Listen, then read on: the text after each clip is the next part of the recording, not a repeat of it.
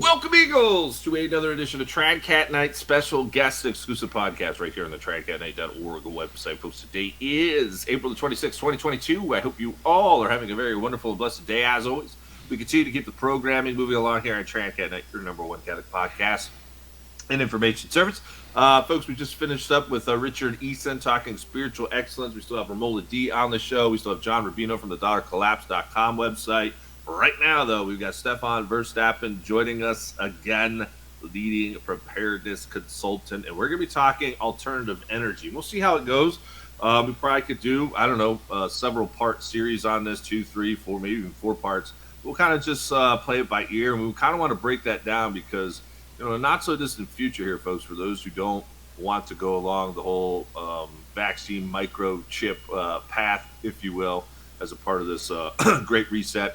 They're going to turn your power off. They're going to turn your everything off, and you're going to have to learn how to produce energy, get energy, if you will. If you do not, I'm going to say it's next to impossible to live. I don't know. We get Stefan's thoughts on that. So we're going to break down different alternative energies, what may work for you, the pros, the cons, all that good stuff. I've been really getting into it over the last year, kind of seeing the writing on the wall in that area. So we'll do a podcast with Stefan on that level. Before I hand it over to him, Stefan, thank you so much for joining the show. And I was hoping we could talk a little alternative energy today. I already kind of set like a little primer or foundation for this talk, and I'll just kind of tell you the certain areas that I've been getting into. The first one I dabbled into was gas, but you and I both know gas is short-lived, even with those stabilizer things. You're talking at most 2 years, but probably likely, I don't know, 6 months to a year with that. So then I got a little bit of solar. Now I'm looking into wind, but there's other things too, like hydropower,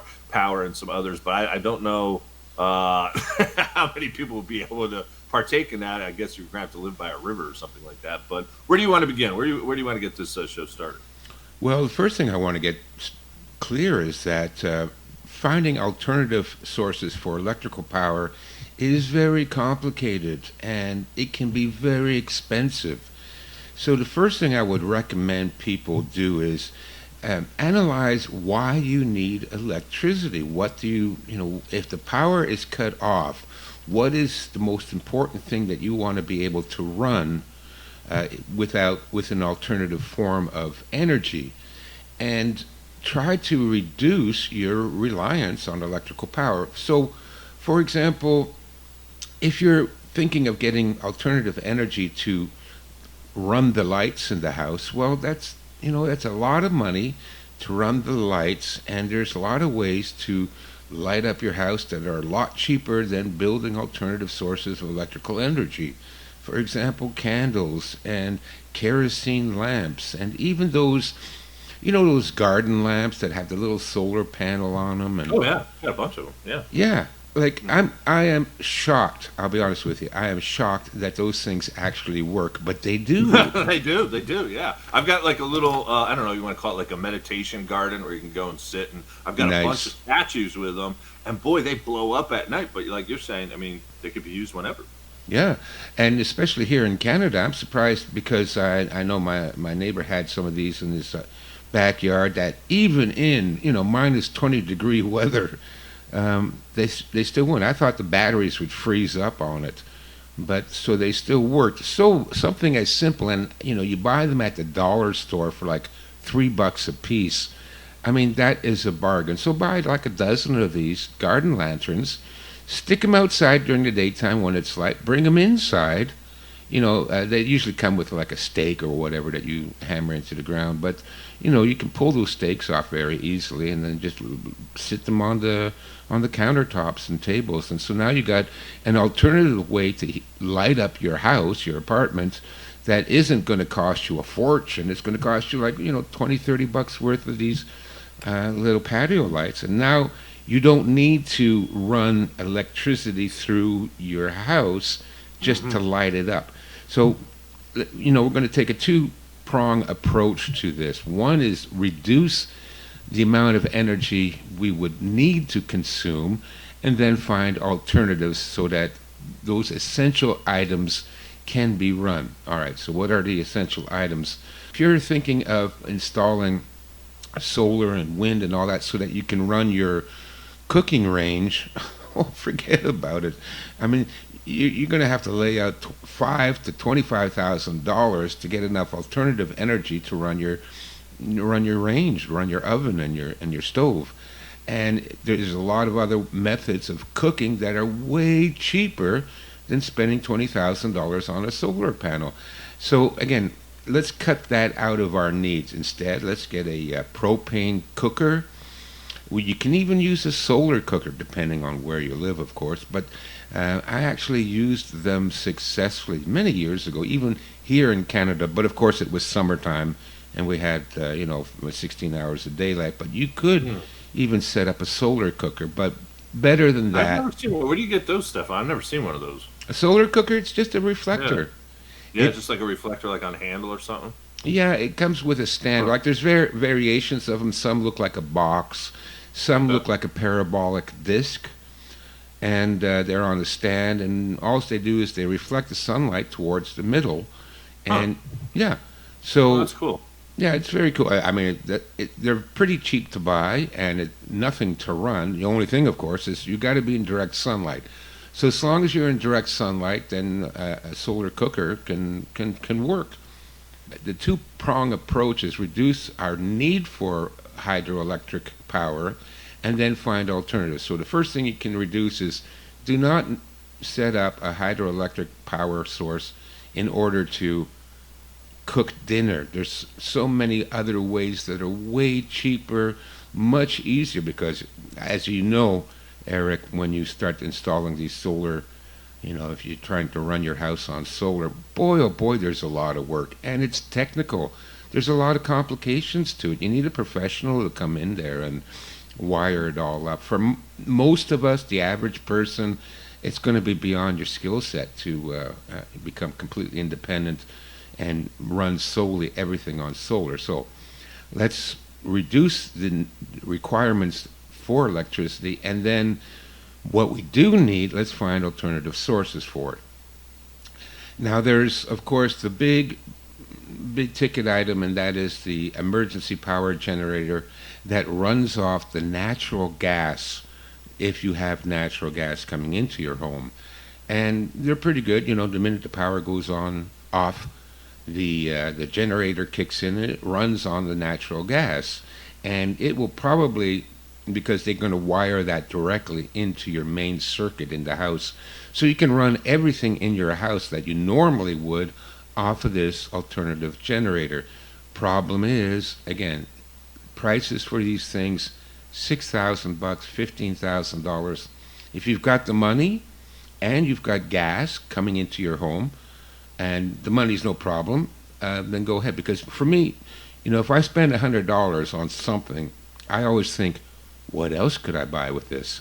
So if I'm spending $20,000 on a power generator, can I do better than that? Can I spend $5,000 on a solar? Can I spend $5,000 on a wind generator? Can I spend 5,000 and Right. replace, right? Diversify, yeah. Yeah, diversify my sources of power rather than invest everything into these big emergency generators. And then, of course, the other problem is if they cut off the natural gas, then you're back to square one. You've got no power.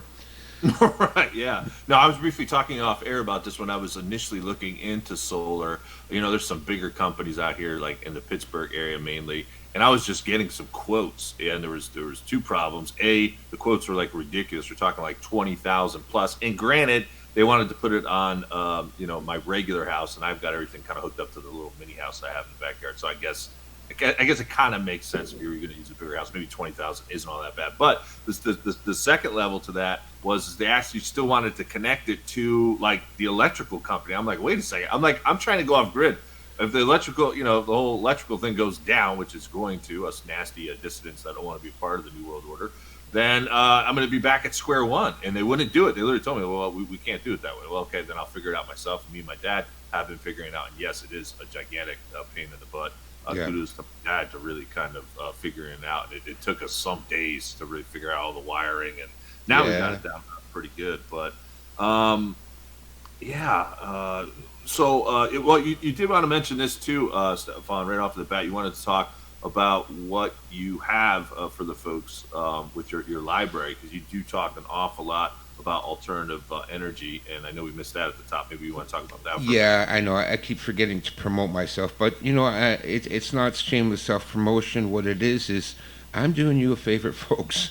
I have on my website, chinastrategies.com, I have the Survival Library, which is over 310 books now I got uploaded there on everything you need to know. You could rebuild civilization from scratch with the knowledge that are contained in these books. And among the books are over 35 books on alternative energy. Everything from wind turbines and salt batteries and hydro generators on your property, and how to make your own salt batteries and wood gas generators, and it's got everything in there. So we can only just scratch the surface today on talking about alternative power, because again, it's pretty complicated. But if you're serious about finding alternative means of powering your home, then get my Survival Library download. There's 35 books in there on every possible alternative, pedal power, water energy. There's all kinds of books in there on how to supply your own electrical power. And what I recommend for people, and we've talked about this before, Eric, too, is that you want to have redundancies. So I don't want to rely 100% on a gas generator. We've talked about gas generators. Okay, it's good, but they're loud and noisy, and then of course, Yeah. and then the gas itself. I mean, it's good for 3 months unless you treat your gas with the stabilizers, and then that brings you up to maybe a year. But let's say maximum, you can keep this thing running for a year. I do recommend the dual fuel generators. So they run on gasoline and propane. Now, the benefit of that is they're a little bit more expensive, just as noisy and obnoxious, but a little bit more expensive. Right. But the good news is you can run it on propane. So if you the problem with the gas generators, okay, it's good for a weekend. We had them when the power went off here in Toronto. Right. The landlords ran, they brought out like 6 portable generators and stuck them on the street, and people could, plug into them. you know. But out of everybody on the street, I'm the only one that had a 40-foot extension cord, so I could plug into the generator. Everybody Yeah. else couldn't plug into it. They couldn't get it because they put it on the street, and it was 20, 30 feet to the house. So Right. nobody else was able to make use of these generators. So also remember, guys, lots of extension cords. Yeah. Oh, I did that. Oh my. I mean, it was when was that? A couple months ago. I went out and I bought like virtually every size they had: 8, 10, 12, 15, 20, 25, 50. I got a ton of them. You never know what you may use it for in your own compound. You mentioned pedal power here. I'm very interested to hear this one. I mean, is this something like we could go out to Walmart, get our own bike, and then like put it in our house and somehow generate some power and lose some pounds at the same time? How does that work? I've never heard of that, to be honest. I mean, I understand the concept, but I'm Well, trying to I'm figure out how we I'm do this kind of a practically. fan of pedal power because here in Canada, and I guess you there in the Ohio Valley might be suffering from the same problems. Like solar sounds great, but 6 months of the year it'll be useless here in Canada because it'll be overcast every day. You won't get any sun to power nothing. Um, the last place I lived, it was a higher elevation, and it was up in farmland, so there was very few forests or trees, and the wind blew like crazy 5, 6 days a week. And I'll be honest with you, I hated it up there because I hate the wind. Because I bicycle. I'm a bicycle guy. Wind is the bane of bicyclists because when you're Right. biking and you got a 25 mile an hour headwind, well, it's just no fun. and then go uphill against a 25 mile. Right. It's just like God is cursing me. you know. So then wind power would be a little bit more practical as a supplement. Again, a double redundancy. So if I'm going to have solar, then I'd rather also have a wind turbine if where you're at is pretty windy. But where I am at now, I'm in a valley. So we're not getting the wind either. So solar and wind, okay, maybe for a couple of months in the summer, it'll work, but most of the time it won't work. And what I like to have is something that is foolproof. Foolproof. And pedal power is foolproof. Now you can go on Amazon. I don't know if they sell them at Walmart. I kind of doubt it, but go on Amazon, Google, search for pedal generators, and they got a half a dozen of these things. There's kinds that are like that have their own bicycle seat and handlebars, so you can sit on them and Really? pedal them, and that'll pedal a generator. And then there's other types that just kind of sit on the floor, so you have to get your own chair. So you can put it under your desk while you're working and pedal. Yeah. You know, but at least that is foolproof because for me, again, reducing the need for electrical power, I've reduced my need for electrical power down to 9 volts. That's all I need. I need 9 volts because 9 volts will power my rechargeable batteries, or recharge my rechargeable batteries. And again, the average, 6-panel solar, folding solar panel will provide 12 volts, so you're good. You can charge your rechargeable batteries. The other thing that I need to recharge is the batteries from my radios, my ham radio and my walkie-talkies, but the walkie-talkies are going to use the rechargeable batteries, so I'm covered there. But the ham radio, now we're talking 7.5 volts. But again, with a pedal power or with a 6-panel a solar rig, you can recharge the 7.5 volt battery in my ham radio. Again, these for me are essentials. And then also your flashlights and your headlamps. I'm not a big fan of flashlights. I prefer headlights because I can have 2 hands free, Sure. right? The other thing is tablets and laptops. Now, my laptop works at about 9.7 volts. So for me to recharge my laptop battery, again, I'm covered with the solar panel. I'm covered with the little portable wind turbine. They're like $150. You can buy them on Amazon too. They sit Now, on. Huh? how does the wind one work up? Because I was talking about this with my dad the other day, and yeah, it does get windy out here. Even at like the lower level, like not putting it up like 50 feet in the air. Even at 5-6 feet, it will get Yeah. out here. I mean, so like, how does that work? Does that just get like hooked up to a battery too, or how does the wind work? Well, again, you're going to have to figure that out. Like all this stuff is a little bit complicated, and it's recommended that you have some, electrical knowledge, experience with electronics and electrical systems. That will help you a lot. For people that don't have this kind of knowledge, it's going to be a big learning curve, and it's going to be a big pain in the butt. But the wind turbine, I looked into them. They're okay. It's the same kind of wind turbine that you find on sailboats, right? So it's about 2.5, 3 foot diameter blades, and they stand on a tripod. But you have to hook them up into something such as a power station. Now, a power station, you can get them on Amazon. They Something like a generic arc or EcoFlow or something. Yes, EcoFlow, something like that, exactly. But what is a power station? It's just a 12-volt battery. Well, it's got a little bit of electronics there to tell you what the voltage is, and Right. but basically it's a 12-volt battery. So for your your solar and for your wind power, all of this needs to feed into a 12-volt battery. Once you keep that 12-volt battery fully charged, then you can charge all your appliances. I mean, all your batteries, all your flashlights, all your radios, all your cell phones, your laptops, your tablets. So as long as you got a fully charged 12-volt battery, you're good. You can use the USB ports, the EconoFlow and all those Hmm. similar Yeah. type power stations, portable power stations. They all have Yeah.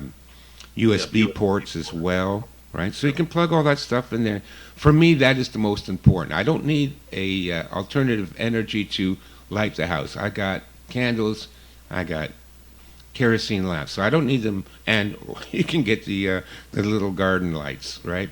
So you Yeah, can. they also have. I bought this last year too. I found on Amazon. They're like pre. I don't even know how to describe it. They're LED lights, but they're like pre packaged with like I don't know, like 20,000 hours on them. And all you do is you basically like twist it itself, and then you hang it, and it doesn't run off of like electricity or anything. I mean, it's a little bit expensive. I think for like a 4 pack, I might have paid like 35, $40 for it. Uh-huh. But I mean, even the amount of hours it said it had on it, like 20,000 hours or something like that. I was Yeah. like, yeah, that seemed like pretty long No, term. that's worth it then. $30 for four of them will light up your whole house. Everything you need to do to look at, right? And for $30, when you go to the alternative energy sources, you're starting at a few $100s, right? Easily. Yeah.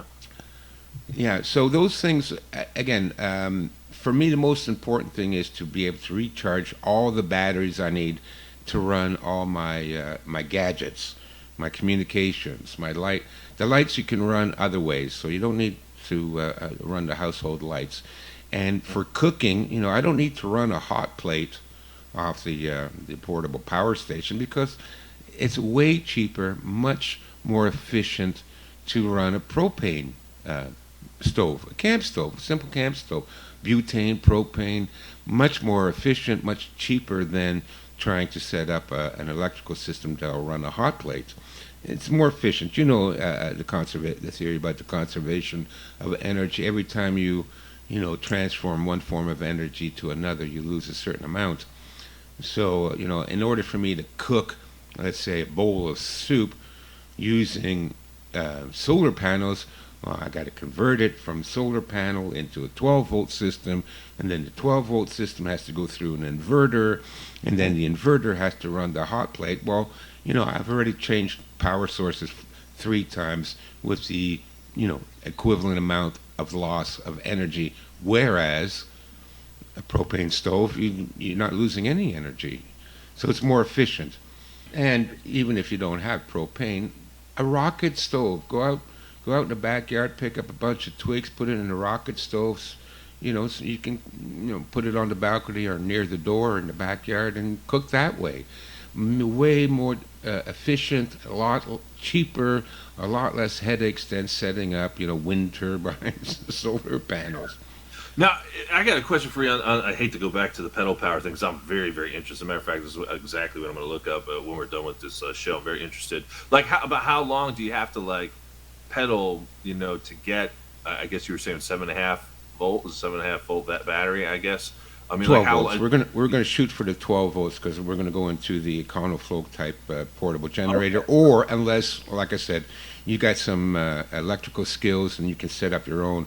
Just go to the Right. local wreckers and pick up a half a dozen batteries cheap. Yeah, because that seems like a more practical one for anyone. Like even if you have like an apartment, just set that bike up, or, like in the corner or whatnot, and just have at it for an hour or two. Get your exercise in, and you should be pretty good to go. It seems like. Yeah. Now I don't know how long you'd have to pedal. I'm guessing a couple of hours. Okay, so I'm figuring. You Yeah. gotta have like, rotation. You gotta have like family members. Like you get like 6 to 7. Next person That's seven, right. 8. Like shifts. Yeah, you got your whole team in there. You all take turns pedaling it. Hey, it's good exercise. You're getting your workout. No, And seriously. I mean, I'm not joking around. I tell you, this is the first thing I'm gonna look as soon as we're done here. okay, Uh, yeah, yeah, that's take a good look at stuff. it. Like I said, they're about $150 thereabouts, and they sit on the ground and they got pedals, and you can put them under your desk, and while you're working, you can pedal at it. I'm trying to judge it based on what I've tried to recharge my car batteries using trickle chargers. So I'm guessing the pedal power is similar to like a trickle charger, but that could take hours and hours to fully recharge a 12-volt battery. Hmm. But and again, but you don't need the battery to be fully charged. Even if you get up to 9 volts on your 12, on your battery, and that'll be enough to run an inverter. And not only do you have the pedal power, you also have the hand crank. It's about $80. I looked at it, and it's a generator with a steel crank on it, and you put it on your desk, and you crank it with your arm. Really? Hand crank generator. Okay, I'm gonna put that down too. So you got your pedal generator, and you got your hand crank generator, and they'll produce, I don't. Yeah, even the hand crank will produce up to 12 volts, but I think you got to really go. You'll be cranking all day. You'll have like carpal tunnel by the time you're done, probably. Yeah. No, it's well. Look, if there's nothing else available, but the thing with the pedal power and the human powered is that it will always work. The solar panel won't always work. The wind generator won't always work. Even if you set up a hydroelectric station on your property, if you have running water on your property, you can set up a hydroelectric station, which is the first thing I would look into. If I had, Right. a stream or a creek running through my property, forget solar, forget hand crank, forget the wind turbine. If you got a constant source of water flowing through your property, then set up a mini hydroelectric power station on your property. I've been looking into that because I'm people don't know me, but I've always been sort of like an amateur inventor. I've always tried. I've been inventing things since I was like 6 years old, and so I'm looking into that. I'm trying to come up with an efficient design and a modular system that you could buy, go out to the creek, plop it in the creek, run your 40-foot extension cord, and Bob's your uncle, right? Right. Yeah. No, I would too. If I just don't have, I don't have that capability. I'm hoping to get some land here, hopefully on the back end of this year, early next year. So that Yeah, most definitely. people don't. Most people don't. But if you do, that's the way I would go. Um, What because about Well, I didn't mean to cut you off there, but what Go ahead. about a coal? Are there still like coal powered wood stoves, or I mean, how would the coal work? I mean, I don't even know where you would get coal around here. Where? I mean, that one seems like a tough one too. Yeah, I don't know. I've got a PDF on the survival library that I'm offering, and it says here. Let me take a look. Where am I? Pretty sure they have wood stoves that still run. Wood gas powered generator. Wood gas. Wood gas. Yeah. So I'll be honest with you. I didn't read this book yet because I mean there's 300 books on here, Right, right. so that's a lot. That's a lot to read, and but I'm guessing it's similar to the concept of the wood gas cars that they had back in the 30s and 40s. Remember those? Do you know those? That's interesting. Yeah, it's got to be something like that. Yeah, they would have this big tank on the roof of the car, and you'd throw wood in there, and the wood would ferment. You would use like a low heat, and the would ferment, and it would create what they would call like a wood gas, and they would feed that directly into the carburetor of the car. So you could literally run your car on wood. Hmm. Yeah. I mean, these old ideas might have to come back into play. They just might. Speaking of cars, while I can still remember it, the other thing is buy an inverter. An inverter that'll run on your car. They're about I mean, they start at $25 on Amazon. Okay, you plug it into the cigarette lighter plug in your car, and it will convert your car to 110 volts of power. Plus, it's got USB outlets, so if you need to recharge things, you can just go sit in the car, or anytime you need to use the car to drive somewhere, bring all your dead batteries with you, stick them on the passenger side seat, and plug it into the inverter. And if you have to drive to the store, by the time you get back, all your batteries are recharged. Yeah. No, For yeah. $25, that's again, we're always going for redundancy. So I've got this, I got that, I got this, I got that. But Yeah. don't forget, your car is a power generator.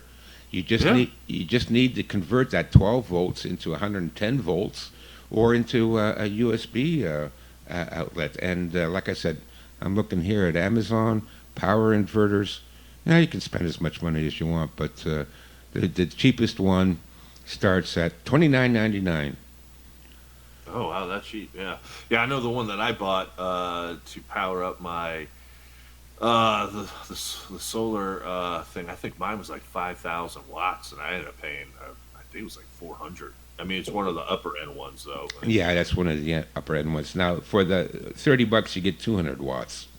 Okay, yeah, man, that's something though. Like you said, I mean, like, got to utilize everything that you have. The car is definitely. I know with the EcoFlows too. Even the EcoFlows can work off the car battery too. That's As well. I've right. never That's tried right. it. You Yeah. bring it into the car with you, plug it into the cigarette lighter, and even if you just need to idle the car for a while.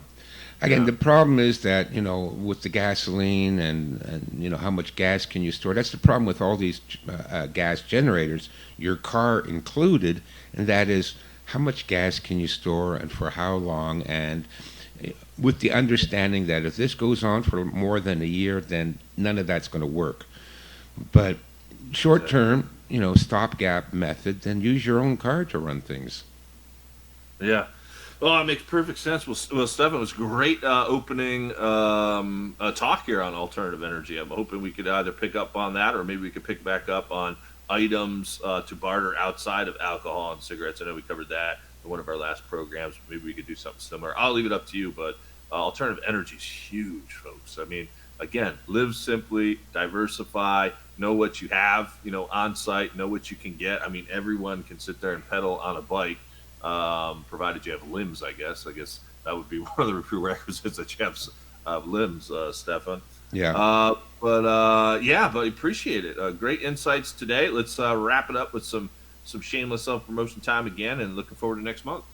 Sure. So you can find out all about me on my website, www.chinastrategies, one word, chinastrategies.com, and you'll find everything about me there. If you're interested in learning how to build communities to survive the collapse, I have a book coming out.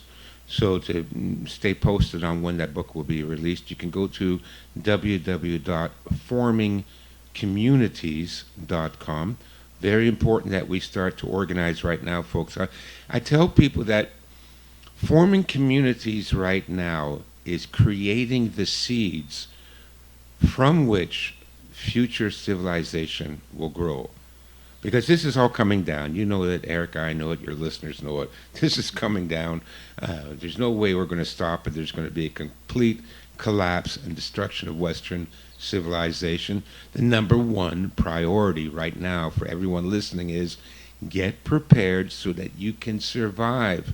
If you are one of the first casualties of the collapse, then you're not doing anybody any good. So most important, and this is what I tell my clients as well. Most important, you and your family survive. Get all the preps you need, a year's supply of food, stockpile some medicines, a good first aid kit. Look into alternative energy so that you Mm-hmm. can run things around the house and Mm-hmm. survive. If you can survive the first 3 months, when the total SHTF occurs, then you're in a good position. It's the first 3 months that are going to see the greatest amount of casualties. Yeah. So survive 3 months. If you're prepared to survive 6 months or a year, well then you're golden. All you have to do now is sit back and watch the show. That's it. Yeah. I mean, literally. Yeah. It's right around the corner. I think. It's around the corner, Eric. We know it. So, but once it's over, and I'm basing all my predictions on the essay I wrote called Historical Cycles. Are we doomed to repeat the past? In which I, examined all the theories of historical cycles, and there's many of them. They've been talking about this for 2,000 years. Even the ancient Greeks were saying, "Oh, history, occurs in cycles that repeat itself." So, yeah, we're in the point of history right now known as the age of chaos. We're just getting into it, but you could argue that we're in chaos right now. I mean, look around. Look at the number of crazy people walking around. And this is the age of chaos. This is the Kali Yuga. Okay, so, but we got to survive this age of chaos, because after the age of chaos comes another new age, and it's called the time or the age of warriors. And this has always been the golden age in civilization. After this, we're looking at 2, 3, maybe 500 years of really good times. So we want to survive through this crap that we're going through now. You and your family survive this. Get through it. Get prepared. Be tough. It's going to be tough. But if you can get through the first 3, 6 months, you're golden. Then all you have to do is sit back and wait for the world to collapse. It's going to be quite the show. And then, but after that, know that after that, now we go into a new golden age of virtue and honor. That's the warrior age. That's what we need now. Virtue and honor and brave, strong men and brave, strong women. And they will usher in a new age. So we got to live long enough to see that. And a key component of that is to start forming communities, because the community, number one, will help you survive. And number two, those communities will be the basis from which, after all this shit's gone down, those communities will spring up like seeds, and they will form the basis of the new golden age. There you have it, folks. The latest from Stefan Verstappen. Again, ChinaStrategies.com. And we'll pick back up on our conversation next month. Folks, we got to get ready for Ramola D. Going to be very interesting podcast. Until next time, my good friends, stay safe and God bless.